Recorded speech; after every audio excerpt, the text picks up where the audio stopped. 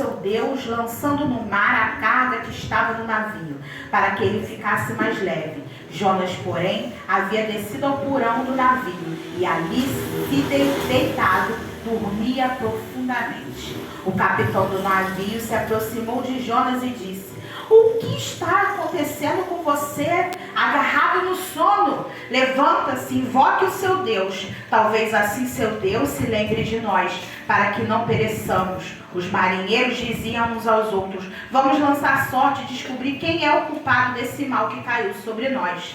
Lançaram sorte e a sorte caiu sobre Jonas. Então lhes disseram: agora nos diga quem é o culpado por esse mal que aconteceu. Qual a sua ocupação, de onde você vem, qual é a sua terra e de que povo você é? E Jonas respondeu: sou hebreu, temo ao Senhor, o Deus do céu, que fez o mar e a terra. Então os homens ficaram com muito medo e perguntaram: o que é isso que você fez? Pois aqueles homens sabiam que Jonas estava fugindo da presença do Senhor, porque ele mesmo os havia contado. Então lhe perguntaram: o que devemos fazer com você para que o mar se acalme? Disseram isso porque o mar ia se tornando cada vez mais tempestuoso. Jonas respondeu: pegue-me e lance no mar. Então o mar ficará calmo, porque eu sei que por minha causa esta grande tempestade caiu sobre vocês. Em vez disso, os homens remavam, esforçando-se para alcançar a terra, mas não podiam, porque o mar ia se tornando cada vez mais tempestuoso contra eles. Então clamaram ao Senhor e disseram: ah, Senhor, rogamos a que não deixe que venhamos perecer por causa da vida deste homem, e não faça cair sobre nós o sangue inocente, porque tu, Senhor, fizeste o que foi do teu agrado. Em seguida, os marinheiros pegaram Jonas, lançaram no mar, e a fúria do mar se acalmou. Então os homens temeram muito o Senhor e ofereceram sacrifícios ao Senhor e fizeram votos. O Senhor ordenou que um grande peixe engolisse Jonas, e Jonas esteve 3 dias e 3 noites dentro do ventre do peixe. Então Jonas, do ventre do peixe, orou ao Senhor e disse: na minha angústia clamei ao Senhor. E ele me respondeu: do ventre do abismo gritei, e tu ouvistes a minha voz, pois me lançaste das profundezas no coração dos mares, e as correntes das águas me cercaram. Todas as ondas e todas as suas vagas passaram sobre mim. Então disse eu, excluído da tua presença: será que tornarei a ver o santo templo? As águas que me cercam até a minha alma o bati, o abismo me rodeou, e as águas enrolaram sobre a minha cabeça. Desci até os fundamentos dos montes e desci até a terra, cujos ferrolhos se fecham atrás de mim para sempre. Tu, porém, fizestes a minha vida subir da sepultura.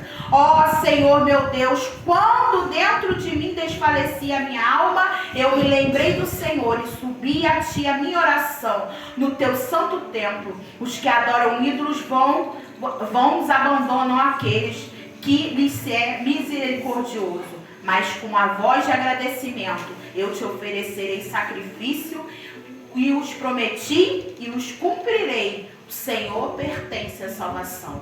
E o Senhor falou ao peixe, e este vomitou Jonas na terra. Jonas prega em Nínive. A palavra do Senhor veio a Jonas pela segunda vez: levanta-te, vai à grande cidade de Nínive e pregue contra ela a mensagem que lhe enviei. Jonas se levantou, foi a Nínive, segundo a palavra do Senhor. Ora, Nínive era uma cidade muito importante diante de Deus. Era necessário 3 dias para percorrê-la. E Jonas começou a percorrer a cidade, caminho de 1 dia, e pregava dizendo: ainda 40 dias, e Nínive será destruído. O arrependimento dos ninivitas. Os ninivitas creram em Deus, proclamaram um jejum, vestiram roupa feita de pano de saco, desde o maior ao menor. Quando esta notícia chegou ao rei de Nínive, ele se levantou do trono, tirou os trajes reais, cobriu-se de pano de saco e sentou-se sobre a cinza. E mandou proclamar e divulgar em Nínive o seguinte: por mandato do rei e dos seus nobres, ninguém, nem mesmo os animais, bois e ovelhas, podem comer coisa alguma. Não lhe deem pasto, não lhes deem água para beber. Todos devem ser cobertos de panos de saco, tanto as pessoas quanto os animais. Então clamaram fortemente a Deus e se converteram, cada um do seu mau caminho e da violência que havia nas suas mãos. Quem sabe, talvez Deus se volte e mude de ideia, e então se manifeste, se afaste o furor da sua ira, para que não pereçamos. Deus viu o que fizeram, como se converteram dos seus maus caminhos, e mudou de ideia quanto ao mal que tinha dito que lhes faria. A raiva de Jonas e a misericórdia de Deus. Mas Jonas ficou aborrecido e com raiva, e orou, e falou ao Senhor e disse: ó Senhor, não foi isso que disse ó Senhor, não foi isso que eu disse estando ainda na minha terra? Por isso me adiantei fugindo para Tarsis, pois sabia que tu és Deus bondoso e compassivo, tardio em irar-se, grande misericórdia, e que mudas de ideia quando o mal anuncia. Agora, Senhor, peço que tires a minha vida, porque para mim é melhor morrer do que viver. E o Senhor disse: você acha razoável a sua raiva, Jonas? Então Jonas saiu da cidade, sentou-se num lugar a leste da mesma, e ali construiu um abrigo, sentou-se na sombra para ver o que aconteceria à cidade. Então o Senhor Deus fez crescer uma planta por cima de Jonas, para que fizesse sombra sobre ele, a sua cabeça, a fim de livrar-se do desconforto. E Jonas ficou muito contente por causa da planta. Mas no dia seguinte, ao amanhecer, Deus enviou um verme, atacou a planta e a planta secou.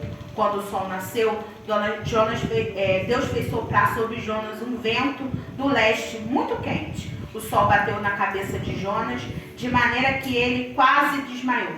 Então pediu de novo para morrer. Para mim é melhor morrer do que viver. Então Deus perguntou a Jonas: você acha razoável sua raiva por causa da planta? Jonas respondeu: é tão razoável que eu quero morrer. E o Senhor disse: você tem compaixão de uma planta que não lhe custou nada, nenhum trabalho. Você não fez crescer, numa noite ela nasceu e na seguinte desapareceu. E você não acha que eu deveria ter muito mais compaixão da grande cidade de Nínive, em que há mais de 120 mil pessoas que não sabem distinguir entre a mão direita e a mão esquerda, e também muitos animais. Um capítulo inteiro para te fazer uma pergunta. Foi a pergunta que o Senhor me fez ontem, enquanto eu tomava banho. Quando Deus nos paralisa, o que fazer? Deus deu uma ordem simples a Jonas: pregar a palavra. Mas dentro dele havia muitos questionamentos que iam impedir de levar especificamente a palavra para esse povo. Eu não sei quem é a sua Nínive, mas o que tem te paralisado para levar a palavra justamente a esse povo? Talvez o povo que te machucou, talvez o povo que te abusou de você, talvez um vizinho que ainda não te desce na garganta, e talvez você esteja tendo mais misericórdia de gente lá no fim do mundo que você nunca viu e esqueceu de ter misericórdia daquele que está caminhando ao seu lado. Das crianças que estudam com seus filhos na escola, do amigo que você viu crescer e que hoje você passa ali na praça e ele está jogado às traças, sendo devorado por Satanás. Mas você já está irado e você não quer mais falar nada com esse povo, porque assim como Jonas, cresceu algo dentro de você, que você tem a ousadia de achar que pode correr daquilo que Deus quer para você. Se hoje, Pedro, o Senhor te pedisse para você talvez pregar a palavra para um amiguinho só dentro da sua escola, será que você teria coragem? Será que o amiguinho, aquele, como meu filho que já foi agredido esses dias no colégio, precisasse ouvir aquela palavra para escapar da perdição eterna? Seríamos nós capazes de liberar uma palavra para aquele que tem tentado nos destruir? Porque Jonas tinha uma história com essa cidade. Não era à toa que ele tinha essa raiva no coração. Havia motivos justos para esse sentimento, mas acima dos motivos havia uma palavra de libertação. Aleluia. Você e eu hoje somos Jonas. Será que Deus vai precisar te paralisar, como fez com Jonas, te levar quase à morte? Talvez trazer uma palavra para você, como fez ao rei Ezequias, que o profeta entrou na casa e falou que ele ia morrer, e aí ele se despertou, foi para a parede, orou e pediu mais um tempo. Será que vai ter que chegar até você, ou notícia aí fora, que você morreu como Dorcas, para que alguém acorde no meio da igreja e ore, e aí o Senhor te ressuscite? Será que Deus vai ter que te espremer como espremeu Ana? Porque Ana orou, o clamor dela, o clamor dela moveu o céu, Deus derramou, mas antes tinha uma história de dor dentro dela, que fazia ela prestar mais atenção nas situações do que de fato Deus queria dela. Você como eu, o que tem nos paralisado? Ou talvez o que Deus te paralisou para que você possa ouvir aquilo que Deus quer de você. Porque talvez você está esperando de mim, talvez você está esperando do vizinho, talvez você está esperando da vizinha, talvez você está esperando do pastor, da pastora, ou do missionário, ou de rolar o celular e ouvir uma palavra mágica que mude toda a sua vida. Mas há uma palavra de Deus sobre a tua vida que diz: ide pelo mundo, pregar o evangelho a toda criatura. Você não precisa mais esperar nada, porque essa palavra já está sobre você. A outra palavra também diz que a vontade de Deus é que todos se salvem. Será que você, como Jonas, está fugindo de entregar algum recado e Deus vai precisar te paralisar numa cama? Deus vai te paralisar numa enfermidade, Deus vai te paralisar através de uma notícia de um luto, de um problema mais grave, para você parar de correr daquilo que o Senhor tem para você como responsabilidade. Você está esperando quem? A mão dada do irmão? Querido, é sua responsabilidade. O Senhor tinha milhares de pessoas já nesse tempo, mas ele olhou para Jonas. E mesmo sabendo que dentro de Jonas havia uma ferida em relação àquele povo, ele entregou algo para Jonas. Vai lá e prega. Havia um decreto de morte, mas pela obediência, mesmo em fuga de Jonas, o Senhor virou o cativeiro daquelas vidas. 120 mil. Que palavra tem sobre você que você ainda não foi resolver, porque a sua dor ainda está falando mais alto? A sua implicância, o seu eu. Que palavra há sobre você que ainda não foi liberada sobre a vida daquele que está esperando a palavra vir de você? Porque há vidas na face da terra que precisarão ser ministradas especificamente por cada um de nós.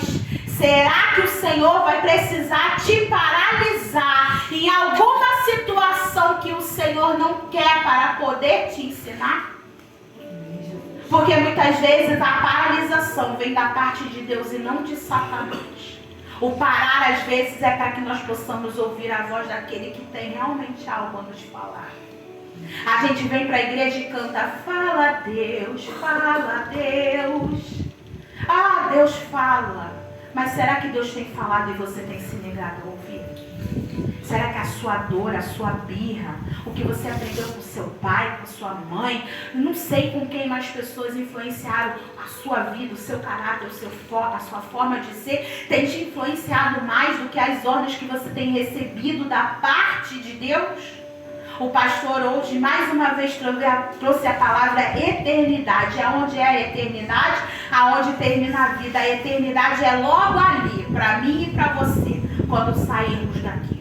Na verdade, a eternidade já começou, porque não há como alcançar ela em Cristo se nós já não estivermos começando a viver ela exatamente do ponto ao qual nós estamos. Amém, Jesus. Quando Deus nos paralisa, Ele tem algo a nos contar. Deus paralisou José no cárcere, um homem reto, mas foi para a cadeia. Quando ele foi para a cadeia, o Senhor estava ensinando alguma coisa a ele. Onde tem uma prisão em você ainda, que Deus está te ensinando alguma coisa que você está se recusando a aprender. Talvez você perdeu o emprego. Talvez você perdeu a saúde. Talvez o Senhor te paralisou numa situação de doença, com uma mulher do fluxo de sangue que anos e anos rodou, passou na mão de um médico, de outro, mas na hora que ela tomou um posicionamento no Senhor, a cura chegou, porque era para se posicionar em Deus. Glória a Deus. Aonde está a sua paralisia? Sua paralisia está vindo da sua desobediência? A sua quase morte está vindo da sua desobediência? A sua falta de recursos está vindo da sua desobediência? Porque Jonas podia ter começado a eternidade longe da presença do Senhor, porque ele ouviu uma ordem. Ele tinha algo especial da parte de Deus para libertar o povo. E ele decidiu em seu coração tentar fugir daquilo que Deus tinha para ele. Sendo que ele sabia o seu chamado. Ele sabia a sua responsabilidade. Tem um povo aqui e um povo ali. E um povo, quem sabe, nos confins da terra, esperando a sua palavra, o seu sorriso, o seu posicionamento. Talvez aquele irmão só não se converteu ainda, porque você de fato não decidiu obedecer, porque como Jonas está fazendo pirraça com Deus, brigando com Deus por coisas que nem nos cabe dar ordem de vir à existência ou não vir à existência. Senhor, eu não vou levar a palavra para aquela pessoa, ela já me feriu demais, já esteve na igreja tanto tempo, não aprendeu, será que hoje que ela vai aprender? Tem que ser de mim? Tem que ser de você. Tem que ser de você. Às vezes o que está faltando é você se posicionar no Senhor, para que o Senhor liberte aquelas pessoas que estão ao seu redor.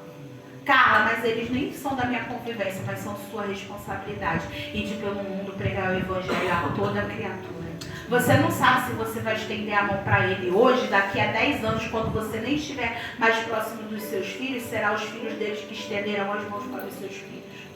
Você não sabe se você vai pregar o evangelho hoje para uma pessoa que nem lhe desce a garganta, mas é necessária a palavra sair da sua boca para que ela seja liberta. Porque vai ver que ela fez uma oração: Senhor, só vou na igreja se aquele fulano, naquela situação, foi ele que trouxe a mensagem para mim. Tem gente aqui e lá fora esperando ouvir a palavra que vai sair da sua boca.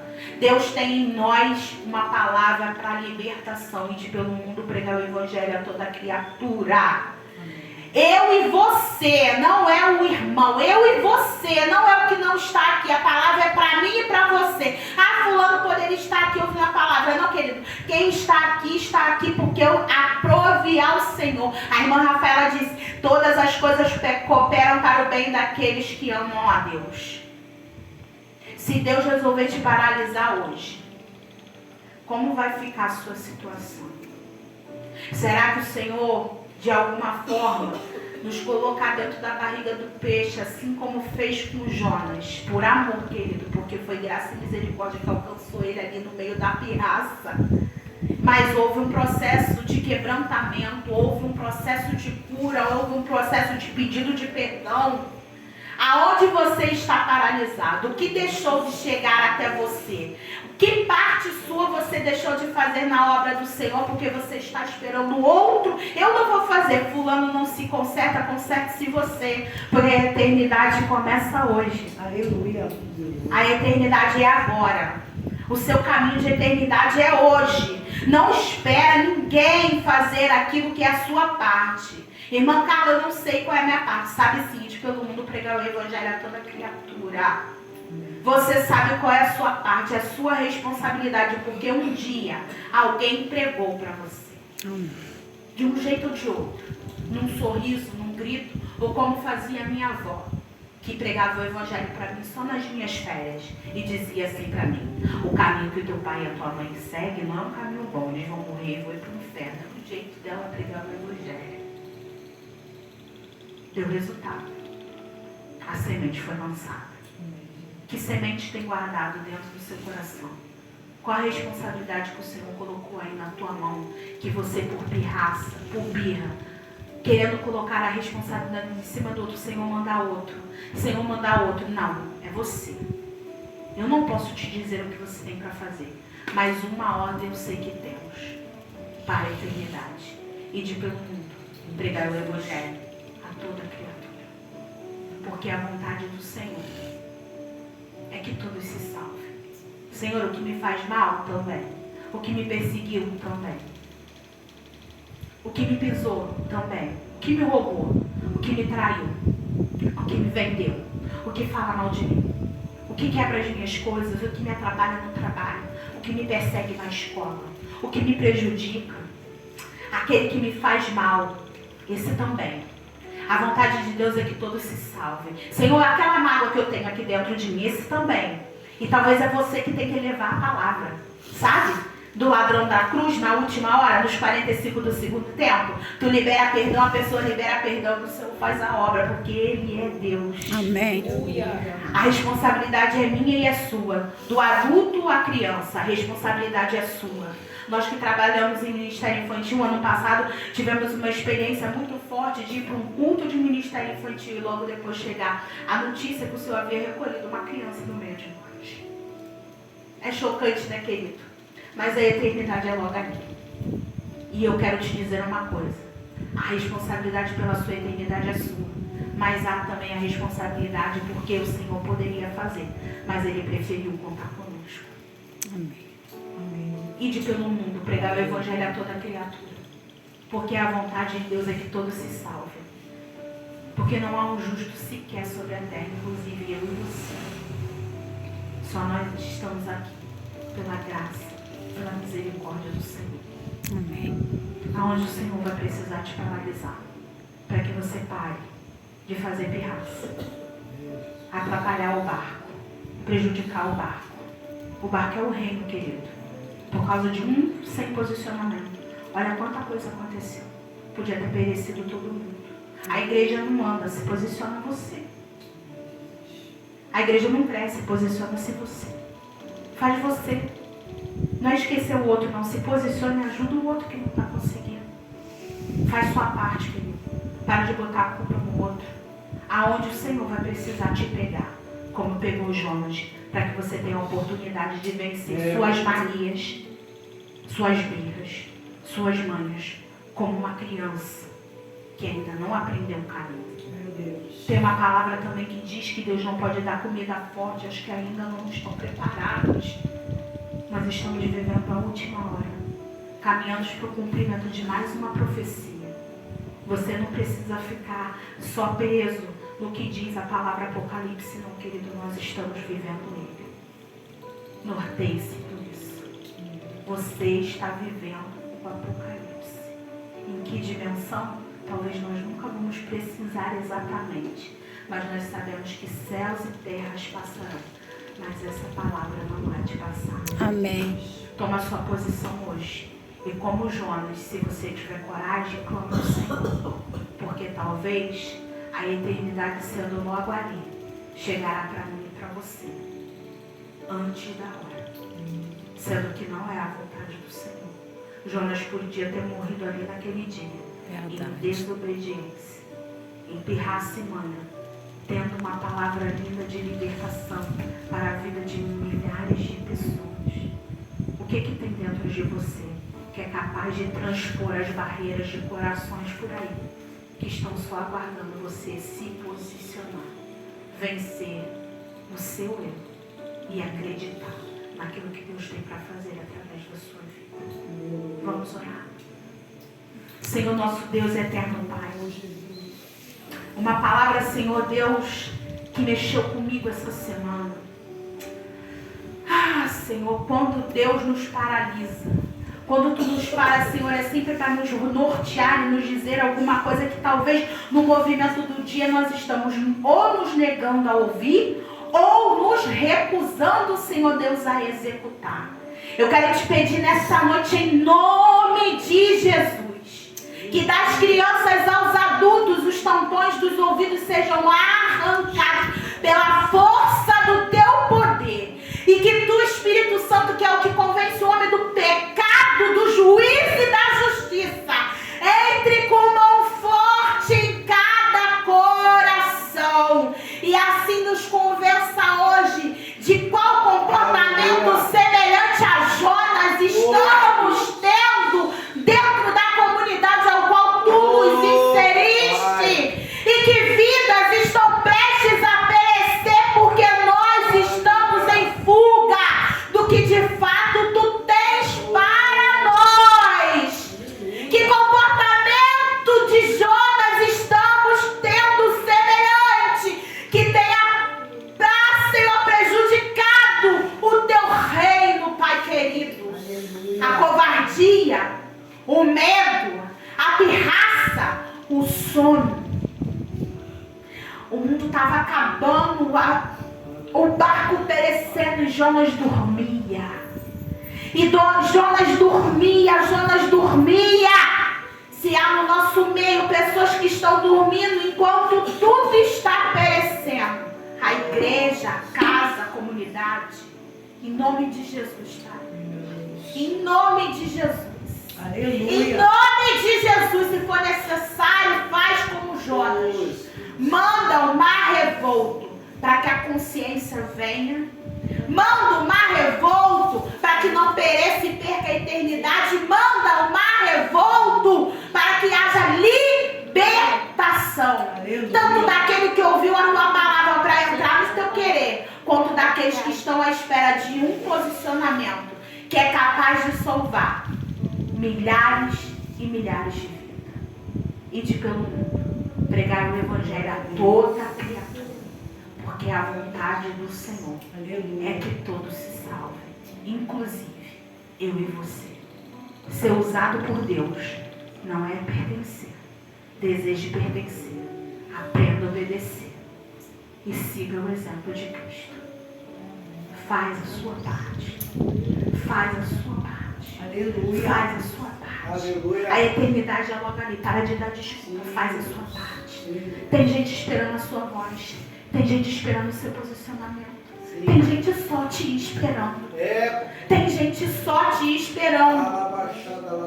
Da criança ao adulto, tem gente que só está te esperando. É a tua voz, é o teu abraço, é a tua administração, é o teu posicionamento, é o teu carinho, é o teu pão, é o teu café, é a tua mesa.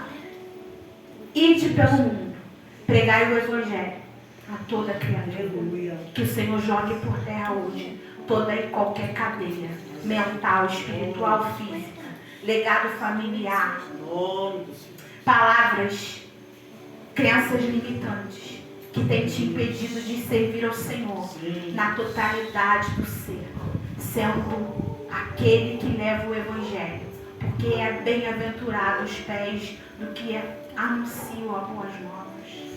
Que você deseje se parecer mais com o Cristo a quem você diz amar, para que esse evangelho chegue a toda criatura que o Senhor selecionou na eternidade e que está à sua espera. Cumpra a sua missão para que o Senhor não precise te paralisar. Em nome de Jesus, eu oro e agradeço pela minha oportunidade, pela rica oportunidade, e que o Senhor derrame sobre nós a porção do Espírito para esse dia. Que você saia daqui comendo e bebendo do maná para este dia. Que esse maná dê fruto, que esse fruto dê de forma abundante, e que logo possamos saber, Senhor Deus, do frutificar da palavra, porque Tu falou conosco e nós começamos a executar de acordo com a Tua vontade. Amém. Em nome de Jesus. Amém. Amém. Pastor Bruno.